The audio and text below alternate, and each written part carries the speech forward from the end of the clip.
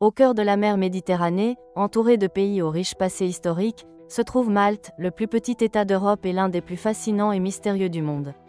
Cet archipel, composé des îles de Malte, Gozo et Comino, est un véritable joyau où se mêlent histoire, mystère et une vie nocturne animée, attirant aussi bien les passionnés de culture que ceux en quête de divertissement.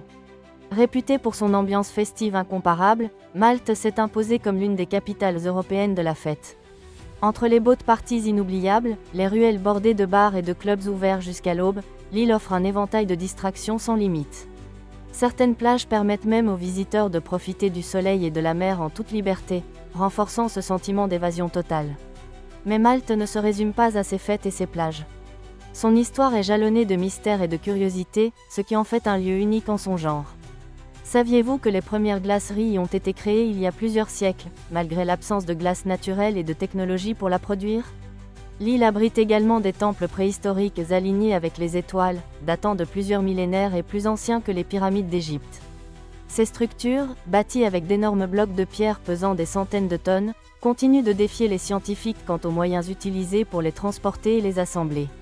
Sous la surface de l'île, les archéologues ont mis au jour des temples souterrains où ont été découverts des crânes allongés et déformés, nourrissant des théories sur d'anciens rituels, l'existence d'une espèce humaine inconnue ou même une possible influence extraterrestre.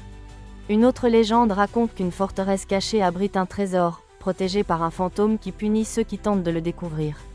Malte est un archipel d'une beauté inégalée, offrant des plages paradisiaques, une gastronomie unique et des villes millénaires où histoire et mystère se mêlent comme nulle part ailleurs.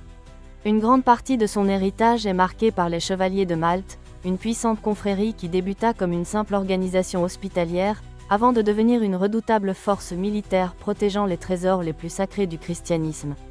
Ces guerriers ont laissé derrière eux des forteresses, des palais et même des cités souterraines, censées abriter des reliques légendaires comme le Saint Graal et d'autres secrets enfouis dans cette île mythique.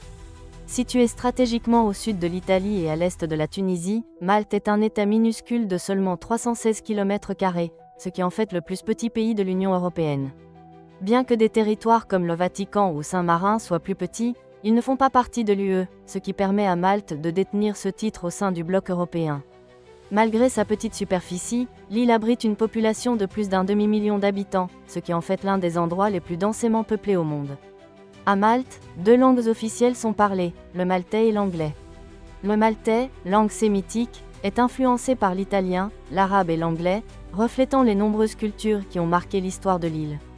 Quant à l'anglais, il est un héritage de la période coloniale britannique et constitue l'une des raisons pour lesquelles de nombreux étrangers, notamment européens, viennent à Malte pour perfectionner leur niveau de langue. Ce phénomène, associé à son climat méditerranéen ensoleillé, ses plages idylliques et son riche patrimoine, fait de Malte un lieu prisé aussi bien pour les séjours linguistiques que pour les vacances. Son économie repose en grande partie sur le tourisme, fortement dynamisé par son animation nocturne et culturelle, faisant de l'île un véritable carrefour international. La diversité culturelle de Malte est le fruit de plusieurs millénaires d'histoire, où Orient et Occident se rencontrent d'une manière unique. Son emplacement stratégique en a fait une terre convoitée par de nombreuses civilisations, des Phéniciens et Carthaginois aux Romains, Arabes et Normands. Forte de plus de 7000 ans d'histoire, Malte a été le témoin de grands empires et de conflits qui ont laissé un héritage monumental à travers l'île. Aujourd'hui, ce passé mystérieux et captivant continue de fasciner les visiteurs du monde entier. Malte est bien plus qu'un simple paradis balnéaire, c'est une terre de légendes et d'énigmes, où chaque coin de rue, chaque monument et chaque vestige raconte une histoire qui dépasse les frontières du temps. L'un des plus grands mystères de Malte réside dans ses temples mégalithiques, des constructions impressionnantes qui continuent de défier la compréhension des archéologues.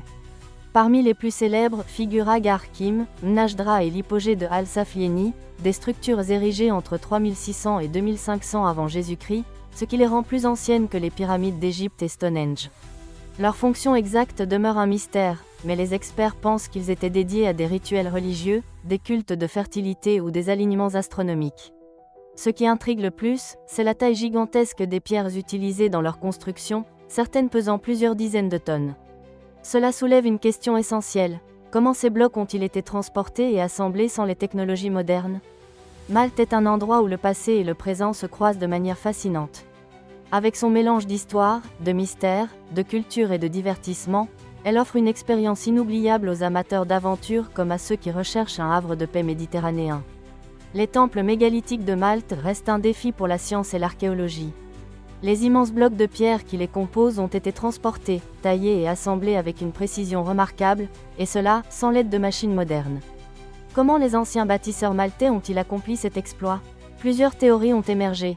Certains chercheurs suggèrent l'utilisation de traîneaux et de rondins de bois, tandis que d'autres estiment que les ressources naturelles de l'île étaient insuffisantes pour une telle technique. D'autres théories plus audacieuses avancent que ces bâtisseurs possédaient des connaissances avancées en ingénierie, aujourd'hui perdues, voire qu'ils ont bénéficié d'une aide extérieure provenant de civilisations plus avancées, voire extraterrestres. Un autre élément fascinant de ces temples est leur alignement avec des phénomènes astronomiques.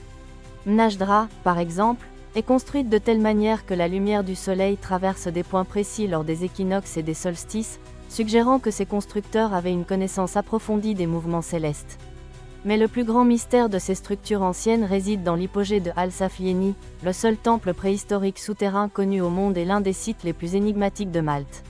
Il s'agit d'un complexe souterrain creusé dans la roche, comprenant plusieurs niveaux, utilisé à la fois comme temple et comme nécropole.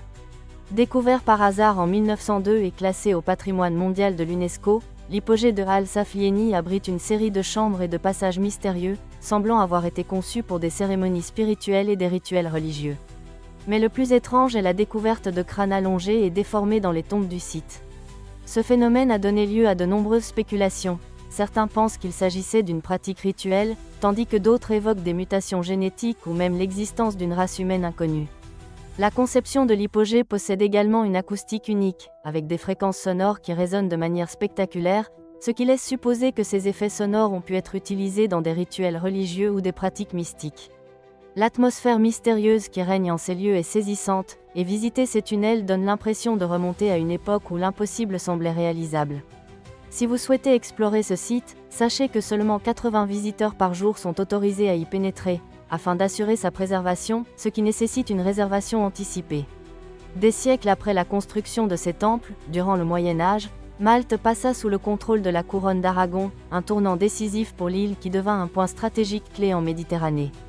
C'est à cette époque que Malte devint le refuge de l'un des ordres militaires les plus influents de l'histoire, les Chevaliers de l'Ordre de Saint-Jean, plus connus sous le nom de Chevaliers de Malte. Fondé au XIe siècle, cet ordre avait à l'origine une mission hospitalière, apportant soins et protection aux pèlerins chrétiens en Terre Sainte.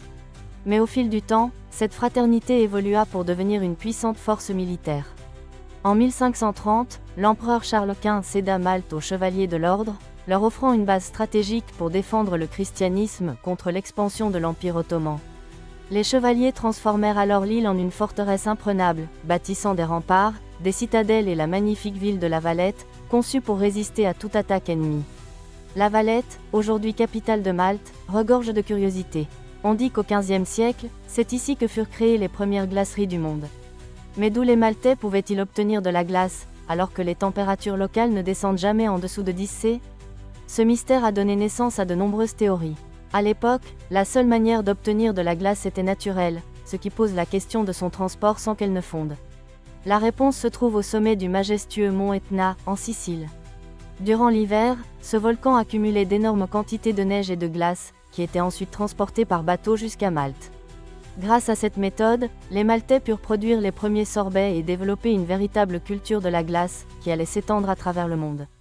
Mais les chevaliers de Malte ne furent pas seulement les précurseurs de l'art de la glace. Ils furent également les gardiens de certains des plus grands trésors du christianisme.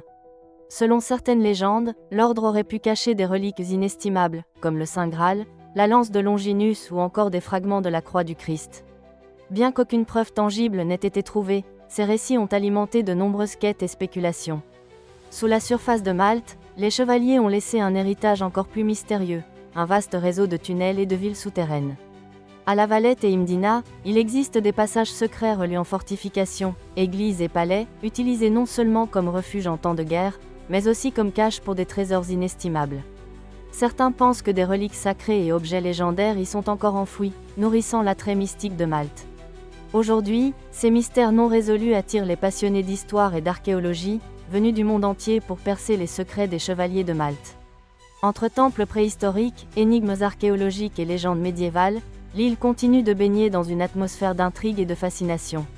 Explorer Malte, c'est plonger dans un passé mystique, où chaque monument, Chaque ruelle et chaque vestige raconte une histoire qui dépasse le temps.